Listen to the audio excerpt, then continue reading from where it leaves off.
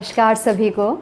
हमने अपने जीवन में अनेकों साहित्यकारों के बारे में पढ़ा है और उनकी अनेकों साहित्यिक रचनाएं पढ़ी हैं। ऐसे ही साहित्यकारों में एक प्रमुख नाम है प्रेमचंद का, जिन्हें हम उपन्यास सम्राट के नाम से जानते हैं। प्रेमचंद जी ने अनेकों कहानियाँ, अनेकों उपन्यास लिखे हैं जो कि अत्यधिक लोकप्रिय भी हैं। प्रेमचंद के प्रसिद्धि का एक प्रमुख कारण उनके जन सामान्य से विषय को उठाना भी है। तो आज हम पढ़ते हैं उन्हीं प्रेमचंद के जीवन के बारे में, जो कि कक्षा 8 के पाठ्यक्रम में सम्मिलित रचना है नवाब का बचपन। वैसे अगर देखा जाए तो हर बच्चे का बचपन नवाब की भांति ही बीतता है, क्योंकि न कोई चिंता न कोई जिम्मेदारी, बस खेलना, खाना और आनंद भरे दिन बिताना। तो प्रेमचंद को भी बचपन में नवाब के नाम से पुकारा जाता था, जो कि उनके ताऊ के द्वारा प्यार से दिया गया नाम था। उनके पिता अजायब लाल ने उनका नाम धनपत राय रखा था। उनकी माँ आनंदी देवी उन्हें अत्यधिक लाड प्यार स्नेह करती थी।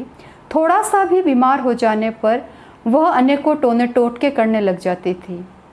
नवाब का बचपन बहुत ही आनंद मस्ती के साथ बीत रहा था और जब वह 8 वर्ष के हुए तब उनका दाखिला अरबी फारसी पढ़ने के लिए पास के गांव के एक मौलवी साहब के मकतब में करवाया गया। वहां पर प्रेमचंद अपने चचेरे भाई हलधर के साथ जाया करते थे। प्रेमचंद स्वयं लिखते हैं कि चूंकि मौलवी साहब के यहाँ हाजिरी का कोई रजिस्टर नहीं था, इसीलिए हम अक्सर वहाँ से गायब हो जाते थे और कभी आम के बगीचों से कच्चे आम तोड़ रहे होते तो कभी रेलवे स्टेशन पर आती जाती गाड़ियों की बहार देखा करते। इसी प्रकार कहे तो प्रेमचंद और हलधर दोनों ही मस्ती के साथ अपना जीवन गुजार रहे थे। प्रेमचंद कहते हैं कि ऐसा शायद ही कोई मनुष्य होगा जिसने बचपन में चोरी न की हो।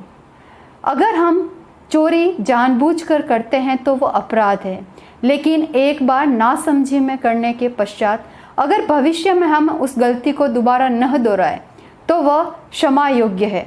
और प्रेमचंद ने भी ऐसी ही एक गलती की थी, घर से 1 रुपया चुरा कर। हालांकि इस रुपये को चुराने में उनके भाई हलधर का भी बिल्कुल सहयोग रहा था, लेकिन इसके पश्चात घर पर जो उनकी पिटाई हुई, जो उन्हें डांट पड़ी, उसके बाद उन्होंने जीवन में प्रण ले लिया कि अब कभी चोरी नहीं करेंगे। प्रेमचंद कहते हैं कि बहुत ही आनंद के साथ मेरे दिन गुजर रहे थे और अचानक से 10 वर्ष की आयु में उनकी माँ का निधन हो गया और माँ के लाड प्यार स्नेह से वह वंचित हो गए। और उनके पिता, जो कि एक डाक मुंशी थे, उनका तबादला भी कहीं दूर गांव में हो गया। अब वह अपनी दादी के पास रहा करते और दादी की अत्यधिक लाड प्यार और स्नेह के कारण वह गलत संगति में फंस गए। छोटी सी उम्र में ही वह बीड़ी सिगरेट आदि पीने लगे और जब इस गलती का एहसास हुआ, उन्होंने उसको छोड़ने का भी पूरा प्रयास किया। प्रेमचंद लिखते हैं कि थोड़े ही दिनों के पश्चात उनके पिता का पुनः विवाह करवाया गया और उनकी सौतेली माँ ने ही उनके लिए भी एक उपयुक्त वधू की तलाश कर ली थी। तो बहुत छोटी सी आयु में ही प्रेमचंद का विवाह भी करवा दिया गया। हालांकि विवाह से पूर्व उन्हें यह बताया गया था कि लड़की पढ़ी लिखी व सुंदर है, लेकिन हुआ बिल्कुल इसके विपरीत ही। लेकिन क्या कर सकते हैं, प्रेमचंद ने जो था उसी के साथ समझौता कर लिया। थोड़े ही दिनों के बाद प्रेमचंद के पिता का भी देहांत हो गया और घर की सारी जिम्मेदारी उनके ऊपर आ गई।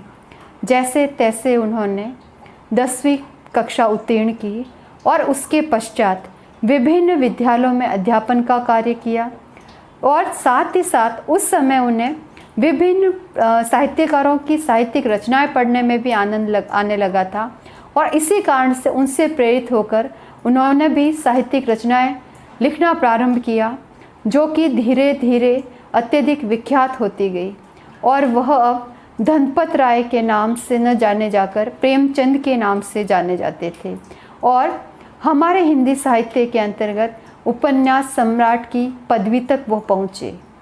तो ये था प्रेमचंद का संघर्षमय जीवन। आज यहाँ ही ख़त्म करते हैं। Thank you.